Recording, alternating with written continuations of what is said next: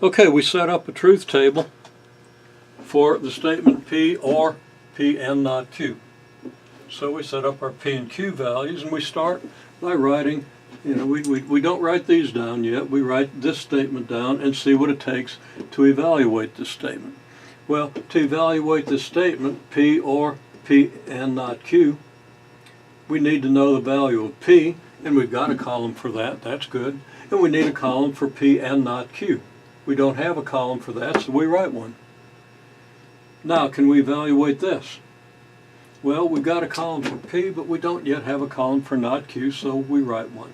And now we can evaluate P and not Q. So, to evaluate P and not Q, we look at the not Q and at the P columns. And we evaluate the statement for these two columns based on the conjunction, which means that it's false unless they're both true. So here we have a true and a false. That makes the and statement false. Here we have a couple of trues. That makes the and statement true. A couple of falses, well, obviously false. False and a true still makes it false. False and a false makes it false. Now we can evaluate this statement. Okay, this statement is evaluated by looking at the P and not Q column and at the P column. And it's an or statement, so it's going to be true unless they're both false. Unless this column and this column both show a false, this statement is going to be true. So let's see, now here's a true, that makes it true, and P's true again, that makes it true. But now both of them are false, both the P and not Q are false, making it false, and same thing here. So there's our truth table for P or P and not Q. Now, just to illustrate again, I write this down in the more compact notation that's, however, more prone to error in my experience. I just see students making more errors if they use this than if they use this. If you're getting it right, I don't care which one you use. Okay, we want to evaluate ultimately this or, because this is a statement that's a disjunction of the statement P and the statement P and not Q. Well, how do we do that? We first make sure there's a column for every letter. For the not Q, reverse the column Q. Go ahead and write down this column for P again and write it down again here. And now what can we do?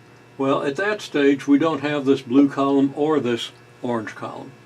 What do we have? Just these three columns, but now that's sufficient to evaluate the and. It's not yet sufficient to evaluate the or, because we have to have the and evaluated, and that's where this notation gets a little bit confusing. We have to recognize that this is the and statement, and that the column that we're going to get here is what we have to put together with the P in order to evaluate the whole thing using the disjunction. Anyhow, we evaluate the and by looking at these two columns and using the rule for conjunction. True only if they're both true, and that only happens here, so we only have a true here, and the others are all false.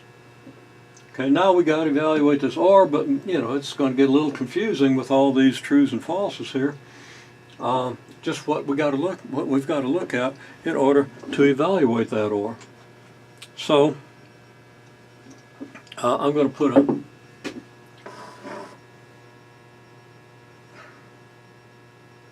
circle around the or that we're trying to evaluate, and we have to combine the P, which is the first part of this, well, the first part of the entire statement, I'm sorry, with the value of this statement, and we have to know that the value of this statement is here, and we have to know why it's here, otherwise we're going to forget. So we have to look at this column. So this or is evaluated with this column and this column with the rule for disjunction. They both got to be false, otherwise it's true. So, well, P is true here and here, so we're going to have a true here and here on the disjunction. Now we got a false and a false here, and we've got a false and a false here. So we're going to have falses on the disjunction here, and this is the value of the entire statement. Easier to see here than it is here, but once you get used to this, this is kind of efficient. Again, be sure you can do it either way. Do it both ways and see if they agree. If they do, chances are you did it right.